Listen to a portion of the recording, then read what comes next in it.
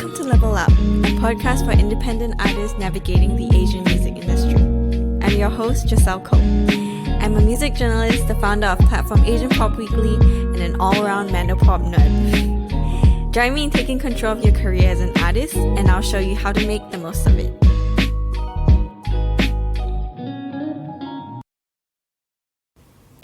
Hey guys, welcome back again to the Level Up podcast. I hope everyone is well and good. Today we're going to be focusing on the last part of our mental health with artists series. And the topic that we've decided to focus on is something that actually has come up in the previous episodes time and time again. So especially when we were speaking with Asami, we were talking about the politics of artists being in the public space and what this means for their mental health. And definitely this was something that came up in our discussion with Marcus as well. So today we wanted to talk about setting boundaries as an artist, because I do think that it's something that's very, very important for artists to get a hold on, and something that's really, really important to managing your career as an artist and managing your mental health as well.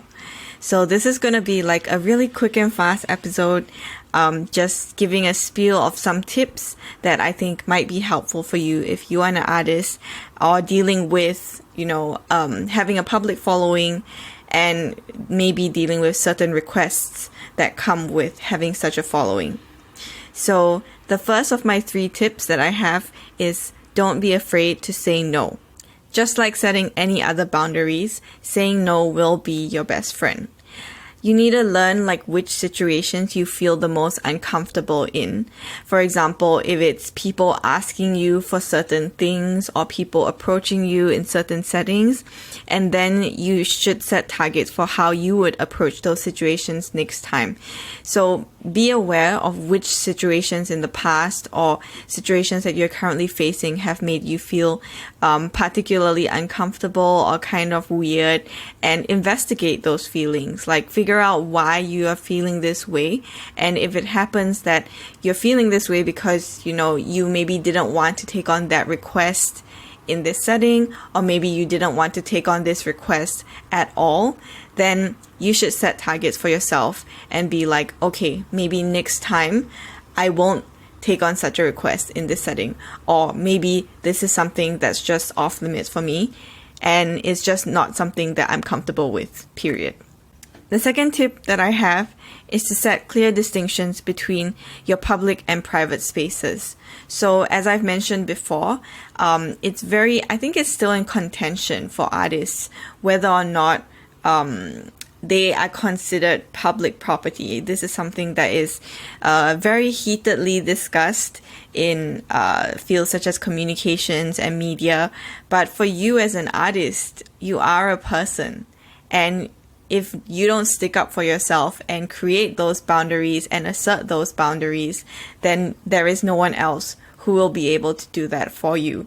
So I really encourage you to have public versus private spaces, and you have to be the one to define where the lines go in terms of these spaces. So for example, if social media is a space that triggers you a lot, or it's somewhere where you do like to express yourself in a particular way, then maybe you can have private socials versus public socials.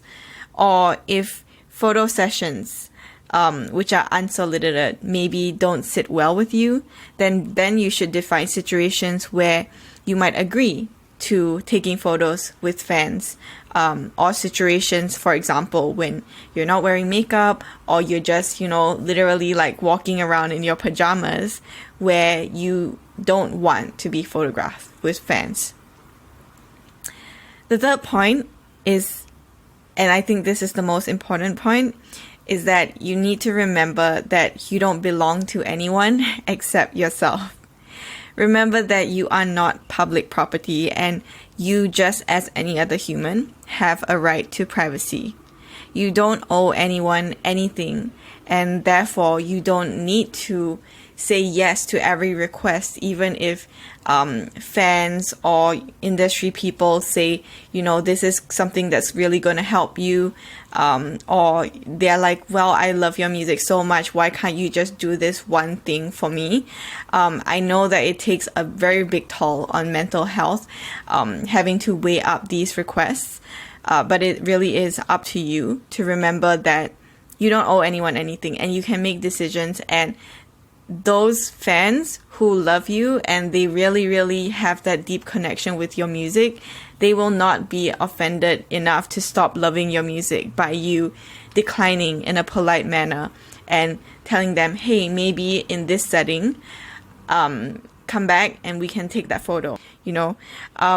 As artists, I feel that your responsibility does extend to the public domain, in that you have a responsibility in terms of what you're expressing on your public social media, or when you're at these public events, you do have a responsibility to say certain things and to take care of the audiences and spread particular messages, especially the ones that are written about in your music and such.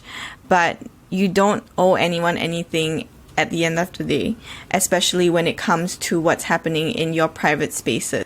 So I think that this is really something that you need to ingrain in your mindset. I think it is a very, very tricky divide. But end of the day, if you are really managing your relationship with your fans, your audiences, and any other partners in a way that is sustainable for you, that's what's going to help your career in the long run. And so I feel that creating that engagement and controlling how you engage with people in certain ways and not others will actually direct them to learn that this is the way that you want to interact, and they can either take it or leave it. And I think this is something that a lot of artists get scared of, because they feel like, oh, my audience is still so small at this point in time. Like, who am I to say no to these people? Especially when they are kind of the only people who are really supporting my music in this way. But if you think about it from a marketing perspective, like, for example, if you are getting harassed by one particular fan of your music and they are not treating you with respect in the way that you hope to be treated, at the end of the day, like, think about, is this person actually streaming my music? Is this person actually really having a deep engagement with what I am putting out?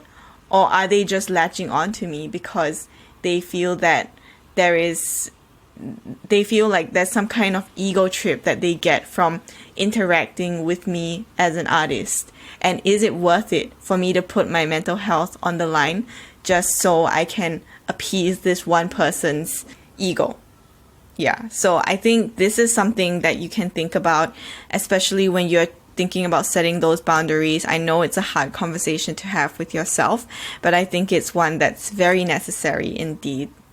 So that was like a really quick and fast episode, and I think I'm just going to end it for today because we haven't had a short bite-sized episode like that in a while. So I hope this session was helpful for you guys who have been having issues with figuring out how you should define the boundaries of your relationship with fans or any other stakeholders in your identity as a public figure. And please keep these 3 tips in mind the next time that you find yourself in that situation. And I really hope that it was helpful. Anyway, that's it for me, and I will see you guys on the next episode of the Level Up Podcast. The Level Up Podcast is brought to you jointly by Blossoming Bridge Creative and Asian Pop Weekly. Be sure to follow on our socials at Asian Pop Weekly, and also check out our website if you're looking for more Mandarin or Asian music content. If you like what you're hearing on this podcast, be sure to like, subscribe, and follow, and we'll see you on the next one.